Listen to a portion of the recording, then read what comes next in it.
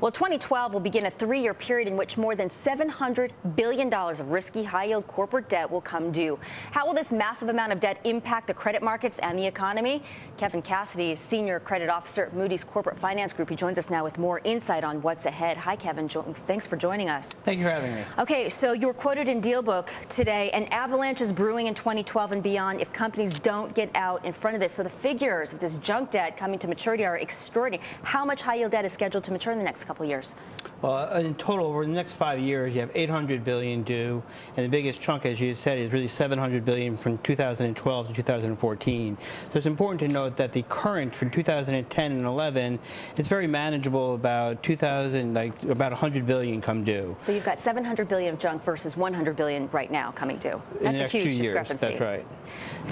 Can the market absorb this? Well, that's the big question. I mean, we've argued in our report that the market should be able to absorb it based on the annual issuance of a high yield, between the difference between bonds, or not the difference, but the combination between bonds and leveraged loans. But that's if the market is functioning normally.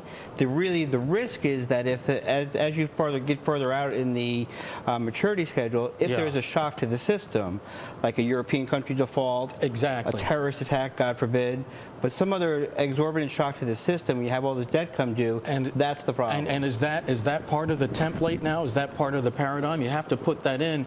What's the worst case scenario? I guess we learned that lesson this time around. Exactly. You have to put a worst case scenario on the table. That's exactly right. And that's our concern, is that in the worst case, and I mentioned the extraordinary shocks to the system, absent that, I think everybody agrees that you are likely, if not definite, will have rising interest rates.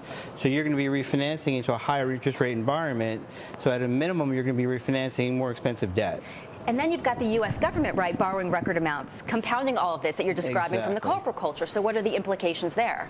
Well, you have, under like the crowding out theory, there's only so much capital that is available.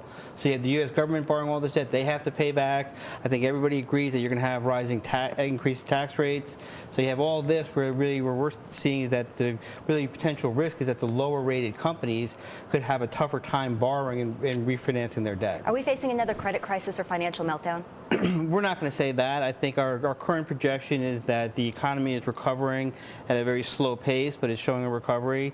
So we're not foreseeing a financial crisis or credit meltdown. But again, we don't have the ability to absorb a shock. So we're just saying that if we do have a shock, we don't have some cushion to absorb that. So really, we are just trying to raise the I don't want to say raise the red flag, but really raise the concern level to say, okay, you have this out there, you have all the other debt levels out there. People should be aware of that. Mr. Cassidy, what's the interest, the instrument rating on most of these bonds? What's the majority look like?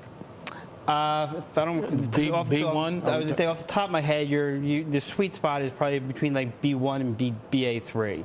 So, and I apologize, I don't have that off the top of my head, but that's really basically the sweet spot.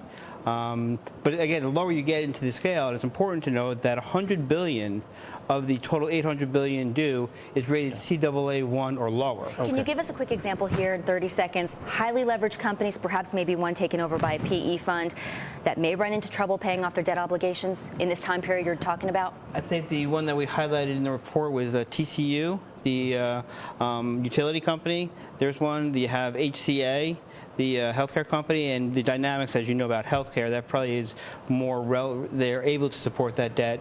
But Charter Communications also, the media company that was in and out of bankruptcy, they're one also that had, even after bankruptcy, they have a significant debt burden. Kevin Cassidy is the Senior Credit Officer with Moody's. Thank you so much for joining us. Thanks for having me. Thanks for coming in, sir. Appreciate it.